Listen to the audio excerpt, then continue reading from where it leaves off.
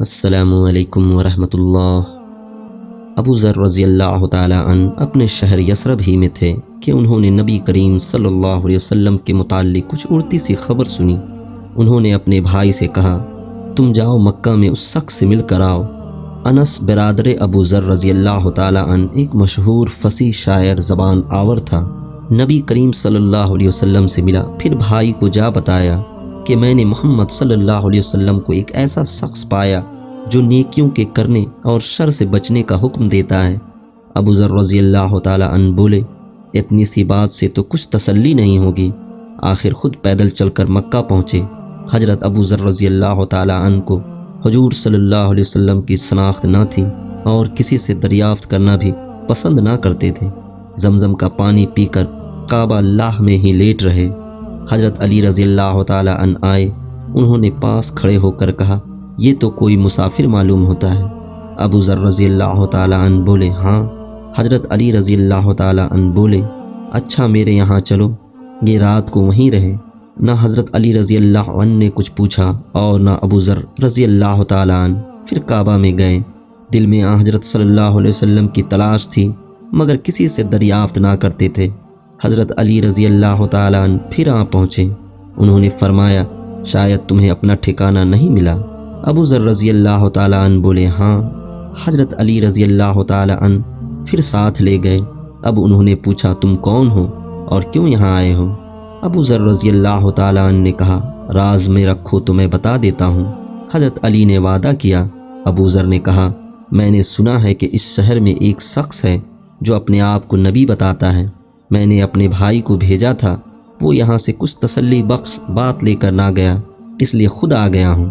حضرت علی رضی اللہ تعالیٰ عنہ نے کہا کہ تم خوب آئے اور خوب ہوا کہ مجھ سے ملے۔ دیکھو میں انہی کی خدمت میں جا رہا ہوں، میرے ساتھ چلو۔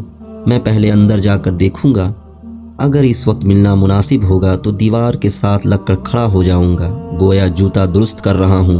الغرض ابو ذر رضی اللہ تعالیٰ عنہ حضرت علی رضی اللہ تعالیٰ عنہ کے ساتھ خدمت نبوی صلی اللہ علیہ وسلم میں پہنچے اور عرض کیا، مجھے بتایا جائے کہ اسلام کیا ہے۔ حضرت صلی اللہ علیہ وسلم نے اسلام کی بابت بیان فرمایا اور ابو ذر رضی اللہ تعالیٰ عنہ اسی وقت مسلمان ہو گئے۔ نبی کریم صلی اللہ علیہ وسلم نے فرمایا، ابو ذر تم ابھی اس بات کو چھپائے رکھو اور اپنے وطن میں چلے جاؤ، جب تمہیں ہمارے ظہور کی خبر مل جائے تب آنا۔ ابو ذر رضی اللہ تعالیٰ عنہ بولے، بخدا میں تو ان دشمنوں میں اعلان کر کے جاؤں گا۔ اب ابو ذر رضی اللہ تعالیٰ عنہ کعبہ کی طرف آئے۔ قریش جمع تھے۔ انہوں نے سب کو بآواز بلند کلمہ شہادت پڑھ کر سنایا۔ قریش نے کہا، اس بے دین کو مارو۔ لوگوں نے انہیں مارنا شروع کر دیا۔ اتنے میں حضرت عباس رضی اللہ تعالیٰ عنہ آ گئے۔ انہوں نے جب انہیں جھک کر دیکھا تو کہا، کم بختو، یہ قبیلہ غفار کا آدمی ہے، جہاں تم تجارت کو جاتے ہو اور کھجوریں لاتے ہو۔ لوگ ہٹ گئے۔ اگلے دن انہوں نے پھر سب کو سنا کر کلمہ پڑھا۔ لوگوں نے پھر مارا اور حضرت عباس رضی اللہ تعالیٰ عنہ نے ان کو چھڑا دیا۔ کچھ دن مکہ میں قیام کے بعد حضرت صلی اللہ علیہ وسلم نے ان کو ان کے گھر واپس ہونے کا حکم کر دیا اور فرمایا، میں عنقریب یثرب ہجرت کرنے والا ہوں، اس لیے بہتر یہ ہے کہ تم یہاں سے چلے جاؤ اور اپنی قوم کو جا کر اسلام کی تبلیغ کرو، شاید اللہ ان کو ہدایت دے اور اس کے صلہ میں تمہیں بھی اجر ملے۔